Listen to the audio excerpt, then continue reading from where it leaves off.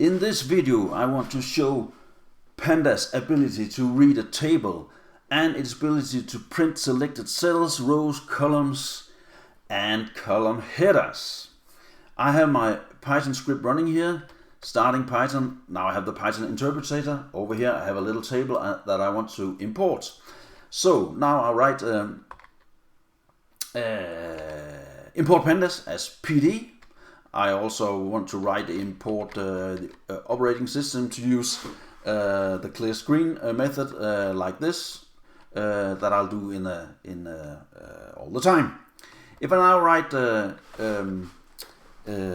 data frame, I define a data frame variable with this panda ability to read a CSV file if it gets the location, and my location is X, and remember not backslash but / CSV, and then remember delimiter has to be specified when you use a semicolon, as I do. Now I can print I have the data frame, so now I have the table inside pandas. Okay, now if I want to print one cell, I think that's the easiest way to start understanding it. I can use this iloc command. So writing df iloc, if I just write one, let's say as I have written there, 3.1. If you use a comma, it will look for rows before the comma and columns after the comma. So now I'll get line number 3, and Panda start reading the first line as 0. So line number 3 actually is the row we normally say is number 4. So over here I said give me row number 4. I have to write give me number 3. So I get this a row here with a name D. And here I get the column 1, and the columns are also counted from 0. So this is 0 name, and clicks is 1. So now I will retrieve this figure 8551. Here you are. So if you only want to print selected rows, let me say an example. I want the first 3 rows. I can print like this. There's no commas, so it's only looking for rows. And boom, here you have the first 3 rows. If you want the second row, you can write 1 to 2. Again, no commas, so you're only talking about rows. Here you get row number 1. When you specify an interval, it's not including the last. So here you get row number 1. Another way to specify it is just writing give me row number 1. And here it's transposing the rows and columns. Very nice actually, because if you just want to read one row, it's easier to read it this way, name clicks, instead of having all the columns as the table was originally defined. And finally, if you want some special rows, say I want row number 0 and number 2.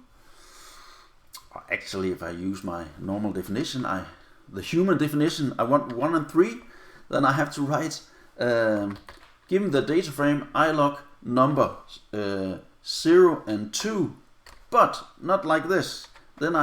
Because then I would get a cell as you saw in the beginning. So instead you define a list here where you can say 0 to 2. So again, outside this list there's no commas, it's just inside the list. Again, it's only referring to rows, and then I'll get row number 0 and number 2. I'll clear the screen, that's why I imported the OS. It has this command, and then I get a clear screen, and I can call my data frame, and I get the table again. So we can look at how we can print columns. The example I've prepared here is to say, okay, I just want column 1. Again, I can use the iloc and say I want column number 1. Again, as a human we think this is number 1, you have to write 0. Boom, here you got that was not correct. Here you have, because again I didn't specify a comma, so it's looking for rows. The way you can say that you'll have all rows is to write a colon and then a comma, and then you'll get all the rows in the first column. If you want the second column, you write 1. If you want the third column, you write 2. Okay. Clear the screen. Here you have the table.